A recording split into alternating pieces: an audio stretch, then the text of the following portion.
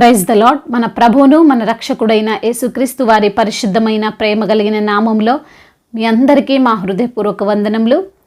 ఈరోజు దేవుని వాక్యము, క్షామకాలమున మరణము నుండి యుద్ధమున ఖడ్గ బలము నుండి ఆయన నిన్ను తప్పించును. యోబు గ్రంథము 5వ అధ్యాయము 20వ వచనము. In famine he will deliver you from death and in the battle from the stroke of the sword. Job chapter 5 verse 20. ఈ రోజుకు గాను దేవాతి దేవుడు మనకు అనుగ్రహించిన వాక్య భాగమును బట్టి ధ్యానించుకుందాము.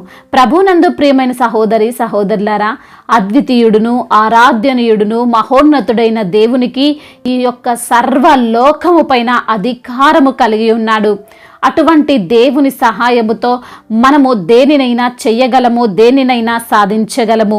అందునిమిత్తమునే కీర్తనకాడు అంటున్నాడు, నాతో యుద్ధము చేయుటకు దండు దిగినను నా హృదయము భయపడదు, నా మీదికి యుద్ధము రేగినను దీనిలో నేను ధైర్యము విడవకుందును.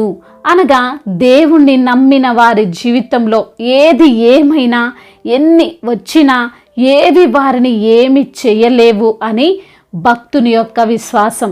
ఇటువంటి విశ్వాసమే, ఇటువంటి నమ్మకమే ప్రతి ఒక్కరి జీవితంలో కలిగి ఉండాలి. కొంతమంది ఆలోచిస్తారు, నా జీవితంలో ఇది లేకపోతే నేను జీవించలేను, నాకు ఇవి ఉంటేనే నేను బ్రతుకుతాను. అది పిల్లలైనా కావచ్చు, భర్త అయినా లేదా భార్య అయినా కావచ్చు, లేదా ఫలానా ఆహారము, ఫలానా స్థలము, ఇలా ఏదైనా ఉంటేనే బ్రతికే స్థితి ఉంటుంది కొందరికి. అయితే లేఖనములు సెలవిస్తున్నాయి, ఏది ఉన్నా ఏది లేకపోయినా దేవుడుంటే చాలు, మనము బ్రతికేయొచ్చు, మరణ భయము లేకుండా సంతోషంగా జీవించొచ్చు అని ఈరోజు లేఖనములు రూఢిపరుస్తున్నాయి. వాక్యము ఈ విధంగా సెలవిస్తుంది, అక్కడ కాకోలములో ఉదయమందు రొట్టెను మాంసమును, అస్తమయమందు రొట్టెను మాంసమును అతని యొద్దకు తీసుకొని వచ్చుచూ ఉండెను. ఏలియాను దేవుడు ఈ విధంగా పోషించాడు. అసలు ఆహారమే దొరకని ప్రాంతములో ఆహారమును సమకూర్చాడు మన సర్వశక్తి గల దేవుడు. అవును ప్రియమైన సహోదరి సహోదరులారా, ఈ రోజున నీ యొక్క జీవితంలో లోటుగా ఉన్న దానిని గురించి బాధపడకు, నీకు కలిగి లేని దానిని బట్టి చింతించకు. సర్వము ఎరిగిన దేవుడు నిన్ను పోషిస్తాడు, నిన్ను నడిపిస్తాడు. నీకు ఏమైతే అవసరం ఉన్నదో, ఏదైతే నీకు కావాలో వాటిని దేవుడు నీకు ఇస్తాడు. ఏ అనారోగ్యము, ఏ బలహీనత, ఏ వ్యాధి నిన్ను ఏమీ చేయలేదు. దేవుడు ఈరోజు వాగ్దానం చేస్తున్నాడు. ఈ మాటలు వింటున్న ప్రతి ఒక్కరికి చెప్తున్నాడు, నిన్ను వేటి నుండైనా తప్పిస్తాను, రక్షించి కాపాడగలను అని. ఆపత్కాలమందు వారు సిగ్గు నొందరు, కరువు దినములలో వారు తృప్తి పొందుదురు అని భక్తుడు చెప్తున్నట్లుగా దేవునిపై ఆధారపడే ఎవ్వరూ కూడా సిగ్గుపడేవారుగా ఆయన చెయ్యడు. ఆపదొచ్చినప్పుడు దాని నుండి విడిపించేది, రక్షించేది ఆయనేనండి. దావీదుకు యుద్ధము చేయడం రాదు, కత్తి పట్టడం తెలియదు, ఏనాడు యుద్ధము చూసిన వ్యక్తి కూడా కాదు అని వాక్యం సెలవిస్తుంది.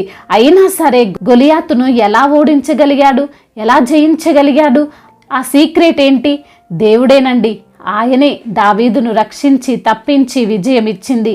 ఆయనే ఏలియాకు అరణ్య ప్రాంతములో ఉండగా ఆకలి తీర్చింది. ఏ మనుష్యుడు చెయ్యలేనిదే కేవలం దేవుడే చెయ్యగలడు. ఆయనకు మాత్రమే అది సాధ్యము.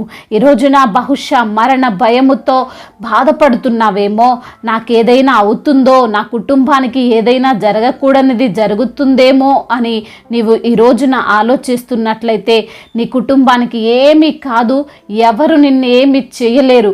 ఆయన నిన్ను, నీ కుటుంబాన్ని ప్రతి కీడు నుండి తప్పిస్తాడు. రాబోయే కరువు నుండి, వ్యాధి నుండి, అపాయము నుండి, శ్రమల నుండి నీవు నమ్మిన యేసయ్య నిన్ను కాపాడుతాడు. ఎదుటుగా ఉన్నది ఎంత బలవంతులైనా కానివ్వండి, వారితో మీకు పోరాడే శక్తి లేకపోనివ్వండి, ఆ జ్ఞానము, ఆ బలము, ఆ అధికారము ఏది కూడా నీకు లేకపోయినా నీవే గెలుస్తావు, నీవే విజయం సాధిస్తావు. ఈ లోకము అనుకున్నట్లు కాదు నీ జీవితంలో జరిగేది, దేవుడు అనుకున్నట్లు నీ జీవితంలో జరుగుతుంది. అందరూ దావీదు ఓడిపోతాడు, చంపబడతాడు అని అనుకున్నారు. సొంత అన్నలు కూడా అపహాస్యం చేశారు. కానీ ఏమైందండి? గెలిచాడు కదా. అదేవిధంగా నీ జీవితంలో జరుగుతుంది. ఏ బలమో నిన్ను ఏమీ చేయలేదు. నీకు విరోధముగా ఉన్న ఏ ఆయుధమో వర్ధిల్లదు. నీ శ్రమల్లో నుండి, నీ అనారోగ్యములో నుండి, నీ అప్పుల ఆర్థిక పరమైన కృంగుదలలో నుండి, నీ కుటుంబ గొడవల్లో నుండి దేవుడు నిన్ను తప్పించబోతున్నాడు. నీపై పడబోతున్న శిక్ష నుండి దేవుడు నిన్ను తప్పిస్తాడు. ఎంతమంది నీకు వ్యతిరేకముగా సాక్ష్యము చెప్పినా నిన్నేమి చేయలేరు. అయితే ప్రియమైన సహోదరి సహోదరుడా, ఈ లోక సంబంధమైన శ్రమల నుండి మాత్రమే కాక మనము నమ్మిన మన యేసయ్య నిత్య నరకము నుండి మనపై అధికారము చెలాయించాలని అనుకుంటున్న సాతాను కుతంత్రముల నుండి కూడా తప్పిస్తాడు అని లేఖనములు సెలవిస్తున్నాయి. మరణమా నీ ముల్లెక్కడని భక్తుడు మాట్లాడుతున్నాడు. నిత్యాగ్ని, నిత్య నరకము నుండి నీవు తప్పింపబడాలి అంటే నీ కోసం మరణించి తిరిగి లేచిన యేసయ్య చెంతకురా. ఆయనే నిన్ను తప్పించువాడు. దేవుడి మాటలను దీవించి మన హృదయములో ఫలింప చేయునుగాక.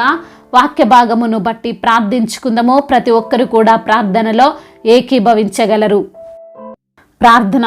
సర్వశక్తిమంతుడవైన దేవా, సకల ఆశీర్వాదములకు కారణభూతుడా, ప్రేమగల తండ్రి, కృపగలిగిన దేవా, జీవం కలిగిన మా తండ్రి, మీకు వందనములు, స్తోత్రములు ప్రభువా. అవును తండ్రి, ఈ రోజున వాక్యము ద్వారా మీరు మాతో మాట్లాడారు ప్రభువా.